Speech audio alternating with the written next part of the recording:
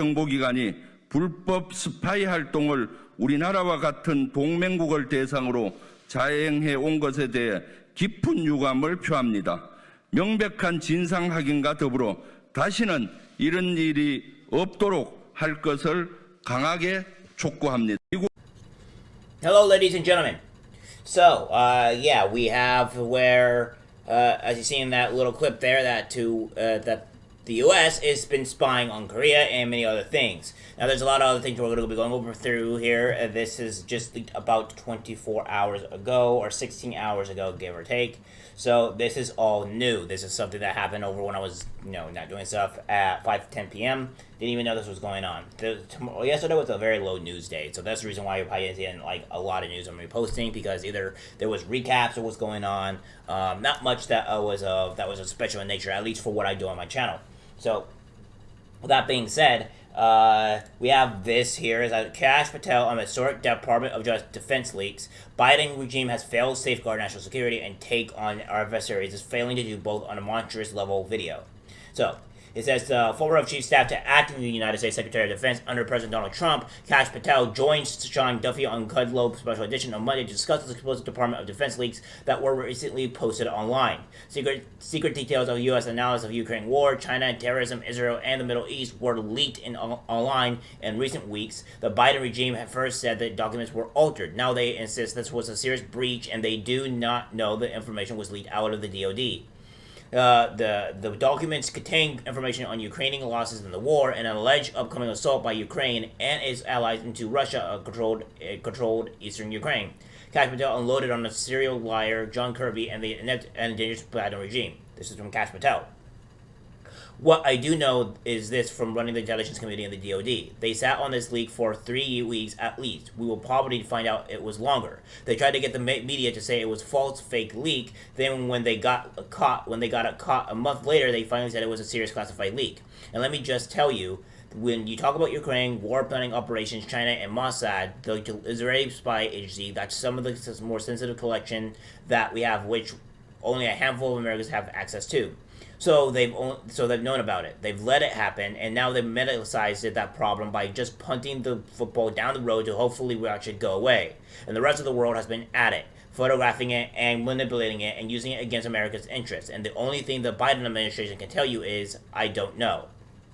Sean Duffy. So it's interesting you say only a small number of people have access to it. So it shouldn't be that hard one to figure out who leaked the documents out online. If they were leaked, or do you think they were possibly hacked? Did a foreign entity hack us and then release the documents? What happened here? If it's the latter, and we're talking about foreign entity hacking, we are talking about some of the most sophisticated hacking operations in the DoD network ever. And it would be tragic for America if that were the case. I had no leak of classified information of this nature is felonious and is extremely damaging to national security. But if I were to have to pick between the two, a leak would be better. And you're right. The DOJ have came in and investigated this matter only early in the jump street and from intelligence community perspective. What the American public should have been known or told was that we have a leak, is under control, and we're not going to let our enemies utilize this information against us. But no, they sat on it. Just like they sat on the facts in Afghanistan, and just like they sat on the facts on our border and everything else to do with national security, and the only people that are harmed are the citizens of this country, which I 100% agree. The citizens of this country are the ones that are going to suffer most of them the damage of the horror inaptitude of the Biden administration and anybody else of these communists or people that are running our country right now. And yeah, I think that the Democrats and Republicans all need to understand that even though we have different views, different allies and stuff like that, where we're almost alienated from each other, the reality of this is that the government is acting against you. They're not friends with you, and they will be the downfall of our own detriment here. I think the best thing that we need to do is to avoid these people at all costs and try to get people that will actively want to help the country. Now, I know Democrats are going to have a different view of that, and the Republicans are obviously going to have a different view on that. But at the end of the day, this is something that is a massive issue for the country, for you, for your family, and that's something you have to talk about and think when you go stuff like this. What's more shocking is that what you highlight in the document, they said that essentially the American plan is falling in the Ukraine, according to the classified intelligence leak, but the propaganda from the Biden administration is that we are being wildly successful in the Ukraine. The two cannot coexist. And I think this classified leaks document exposes the lies of the Biden administration and the falsities about pouring hundreds of billions of dollars into a war that we have no business interfering with because we couldn't even prevent it in the first place. And I think America is about to learn a hard reality check that this government that is supposed to safeguard our national security and take our adversaries is failing to do both on a monstrous level that detriment to us. Yes, because as we're seeing that trying to help this very corrupt country, which would be the Ukraine, is that our ammunition supplies are low, our military is not strong enough, or people are not strong enough to deal with this. There's a whole other sort of issues here that is actually legitimately happening that I think that's a massive problem, and we need to address it as a country.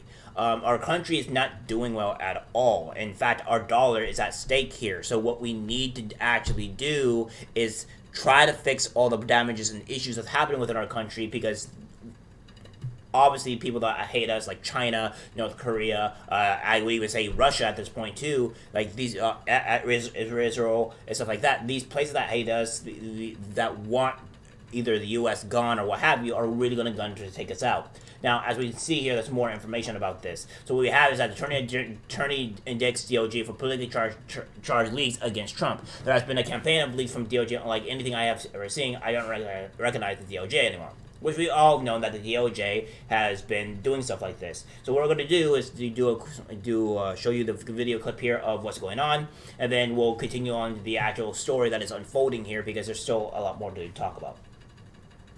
He is one of the former president's attorneys in the classified documents case. Mr. Trusty, welcome to the press. Morning. Thank you for giving me a few minutes. I want to start with that Washington Post report this week. Let me read an excerpt from it. That they believe the special counsel is looking at obstruction of justice as a crime in this situation. Investigators now suspect, based on witness statements, security camera footage, and other documentary evidence, that boxes including classified material were removed from a Mar-a-Lago storage area after the subpoena was served, and that Trump personally examined at least some of those boxes.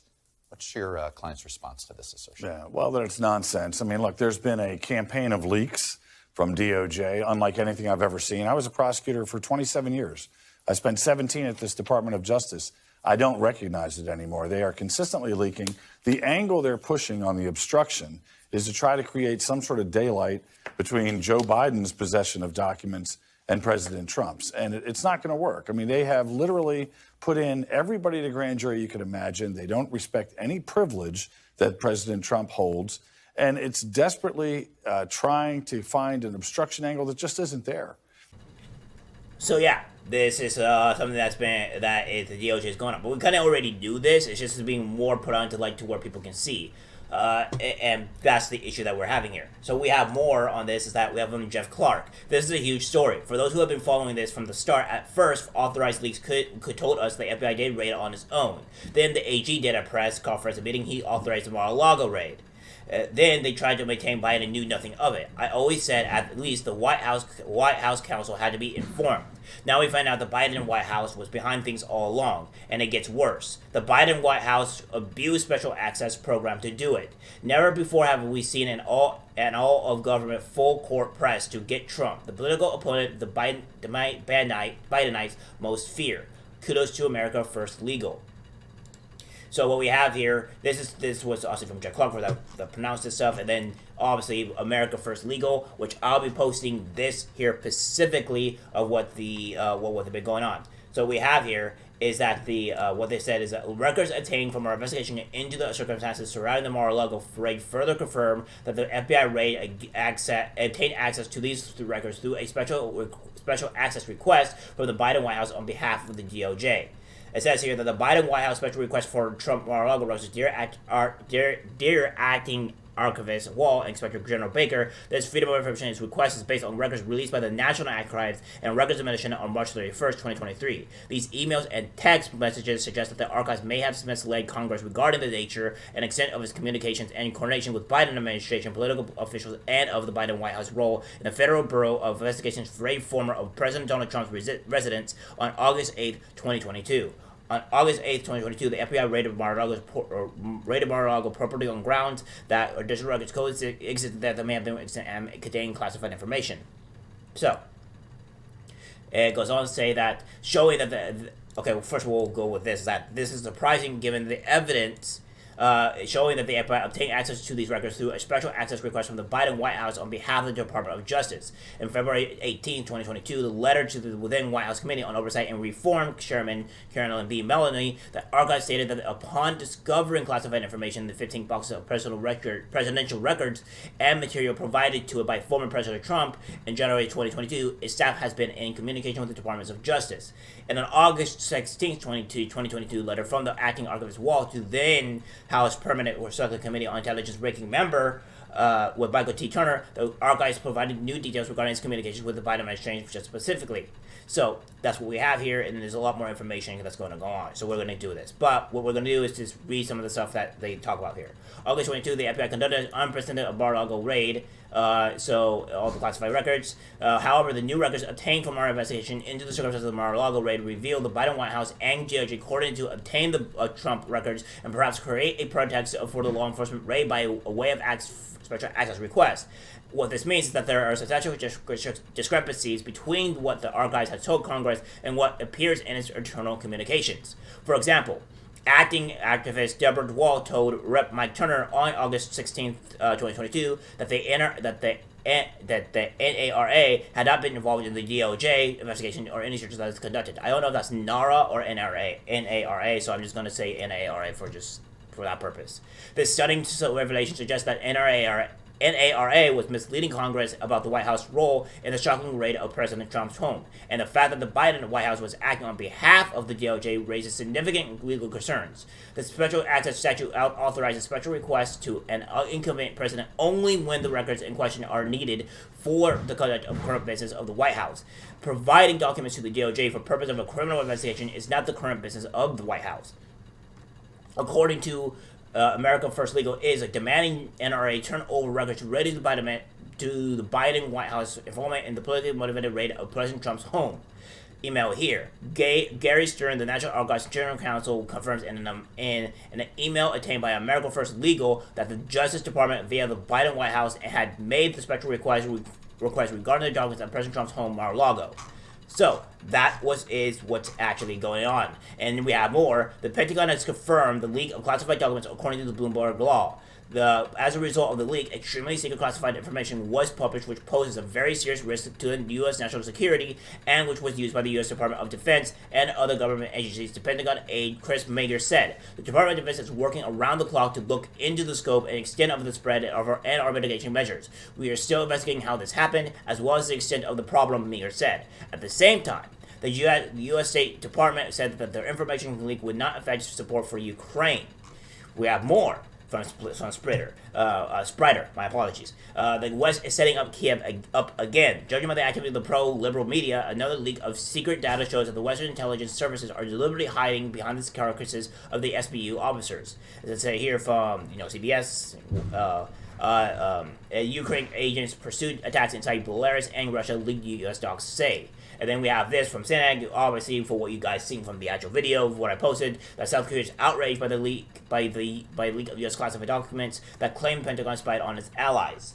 So we have a lot of issues here, and we're making our own allies angry. And what the issue is that we're going to have, if there is a World War III, there are going to be less allies, less people that will want to side with us, specifically to the main fact that, that we have been doing all this stuff to our allies. Now, I understand that we need to know exactly what's going on with our allies and stuff like that, give or take. Try to make deals like, have somebody, North Korea or South Korea specifically, or allies, give us information that is, detrimental to them or us, so we can have. That's what I get. To me, that's what being allies for. Spying on them is not really necessarily the case that was going on here.